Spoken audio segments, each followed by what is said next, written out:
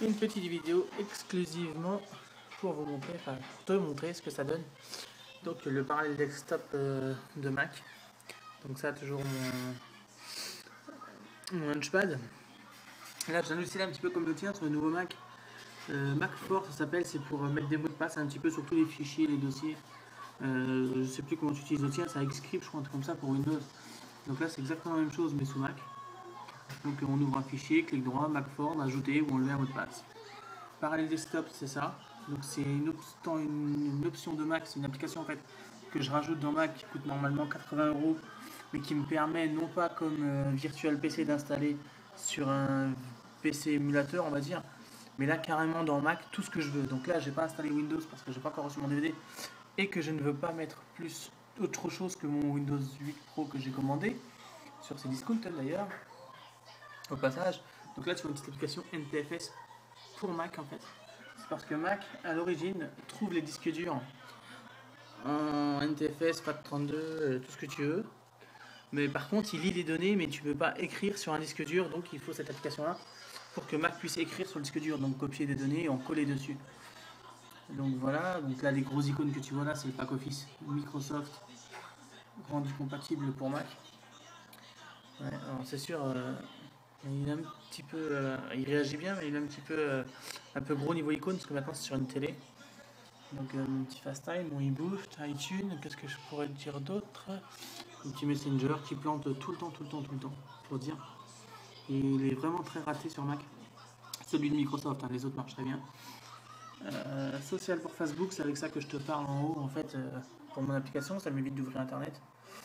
PS3 Media Server me permet, comme tu le sais, d'utiliser mon réseau et pour partager mes vidéos avec la PS3 qui est dans la chambre maintenant. Mais je n'en ai carrément plus besoin, pour dire. Un DJ, un logiciel, un jeu, des applications, donc là jeu d'échecs, ses paramètres, disque dur. Alors la bootcamp j'en ai pas créé pour l'instant, mais si ça doit revenir, ça me fait chier de partitionner mon disque dur, donc je pense pas que je vais m'en servir. Mais ça sert à créer un disque dur Windows et un disque dur Mac. Donc une partition en fait. Et là le problème c'est que pour redémarrer on n'a qu'un OS à chaque fois, donc c'est un petit peu la mort. Donc je vais rester sur Parallel Desktop, qui est là. Et pour te montrer donc Parallel Desktop, donc là mon Itachi, donc là je vais te montrer mon social, t'es où ta Launchpad, mon social pour Facebook là, celui-là, tac. Donc là quand il se lance, ça me fait une petite application en haut. Et en fait il reste actif tout le temps, ce qui fait que les gens ils croient que je suis connecté, alors qu'en fait j'y suis pas forcément. Enfin, je suis pas forcément devant mon PC en fait. Et ce qui est bien c'est que quand on me parle, ça me met une notification en haut. Je vois plus ma souris, excuse-moi, tac. Voilà, et j'ai mis une notification qui arrive ici comme sur un téléphone en fait, ça défile ici. Quand je clique ça se referme. Donc là tu vois dans Parallel Desktop, il n'y a pas la petite fenêtre Windows parce qu'en fait j'ai installé Linux à l'intérieur. Avant j'avais mon raccourci configuré F19 que tu vois là. Mais vu que j'ai formaté mon Mac hier pour mettre le nouveau OS X Lion, voilà, la version 10.8.2 d'OS X. En même temps, tu vois ma config, Core i5, 8 Go de RAM. Plus d'infos, on peut faire aussi, oui. Tu vois mon disque dur, mon RAM. Donc là, il dit Mac Mini 2011, Intel Core i5, 8 Go de RAM. Carte graphique, la Intel Graphics 512 Mega à 3000. Là. Le numéro de série de mon Mac, ce qui me permet de le bloquer à distance, de le formater ou d'y mettre un mot de passe. Et puis d'envoyer un message à celui qui me le volera en fait. Je pense pas qu'il me le rendra pour autant, mais voilà. Donc rapport système, mise à jour logiciel, bon ça me lance. Moniteur, il me dit bien que j'ai une télévision LCD. Forcément, c'est pas un écran, c'est une télé. Parce qu'il me fallait du HDMI pour une bonne qualité en fait. Il est branché sur le Intel HD 3000, 512 Go. En stockage, bon là il va m'en trouver deux. Et puis j'ai rien dans mon graveur normalement, bon, ça c'est mon graveur externe que j'avais déjà ramené chez toi. Là c'est mon Hitachi qui fait 2 Tera. Là j'ai mon 500 Go interne SATA 3. Donc là en gros, hein, une petite aire de disque c'est pour les formater donc je vais pas y aller. Je voulais te montrer ça, voilà. Donc avant c'était mon F19. Mais vu que je ne l'ai pas reconfiguré ce clavier, j'ai remis mon Bluetooth. Et mon clavier Bluetooth, j'ai la touche F3. Et dessus, tu peux voir, il y a des affichages d'écran. Quand j'appuie sur F3, en fait, ça me remet ça. Comme mon F19, en fait. Parce que je ne l'ai pas sur le F3 de l'autre. Donc sur le Bluetooth lié. Donc voilà, ça m'évite de le configurer. Et là, je choisis Linux, en fait. Tac. Donc là, vu que ça fait longtemps que je suis pas allé dessus, il me redemande un mot de passe.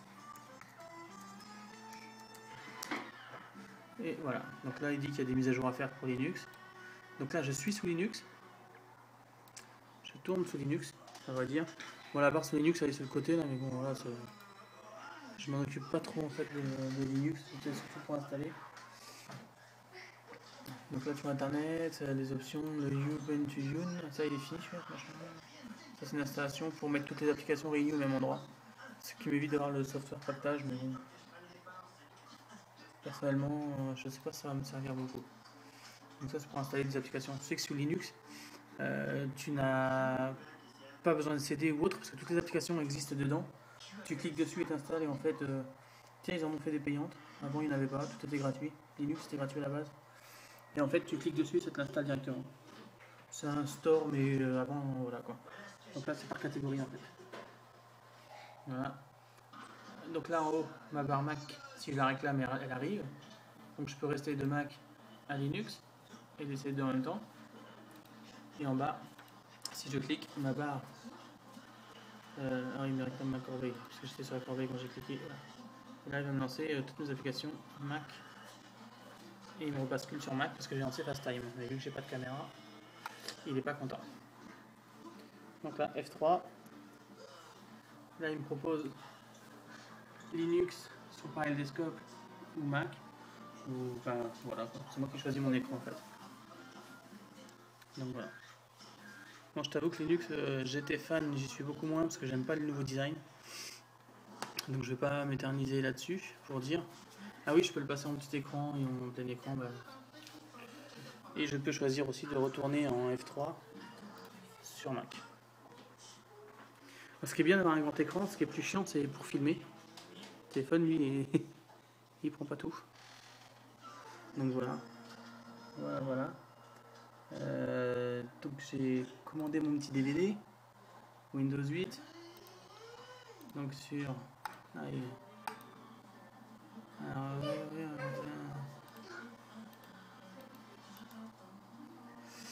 service client.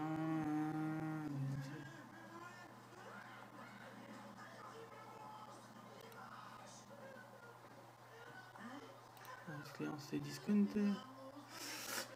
Donc là, tu vois. Les Windows 8 OM 64 bits, j'ai pris parce que moins de 32, ça m'intéresse pas trop.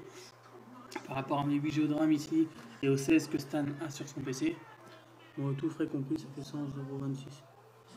Mais je pense le garder en fait pour Stan, au pire. Si après, en plus de mon dual boot à moi, parce que je crois que c'est une licence coffret, les licences coffret c'est 10 PC. Donc à revoir, mais je crois que c'est ça. En tout cas, celle qu'on a au boulot, nous, c'est des 10 PC. En même temps, c'est des licences de groupe. Donc, MyCloud, donc voilà, donc j'attends qu'il arrive. Moi, je l'ai fait libre en parler parce que c'est gratuit, mais voilà quoi. Voilà. Alors, par contre, il faut que je reconfigure ma souris parce qu'elle n'est pas assez précise. Et elle imprime l'écran un peu comme Windows chez vous là. Tu lâches, clac, il prend une photo. Tu l'enregistres ou pas en fait. Tac. Moi je les retrouve ici mes photos imprimées l'écran. Donc là c'est la dernière. Tac. Il m'enregistre. Ça c'est rapide, c'est bien. Donc là en fait tu revois, vu qu'il y a les deux OS simultanés sur le même disque dur ouvert, il me demande de. J'ai connecté un périphérique USB, donc mon appareil photo entre autres. Il me demande si je veux l'utiliser sous Mac ou sous Ubuntu. Donc au choix. Et donc là je vais l'utiliser sous Ubuntu parce que sinon il a déjà monté mon disque dur, mon mémoire en plus. Entre autres l'appareil photo qui est là, qui est connecté en USB, le Nikon, qui arrive sur ma petite pomme là, hop, qui va après derrière sur le Mac mini. Tout petit déjà si puissant. Donc là je valide. Voilà. Et donc là il m'a monté l'image et du coup elle fonctionne. Donc j'ai accès aux photos. Une photo que Sandra vient de prendre justement du Mac pour toi. Et puis je vais envoyer tout ça donc YouTube et Facebook et je t'envoie le lien tout de suite.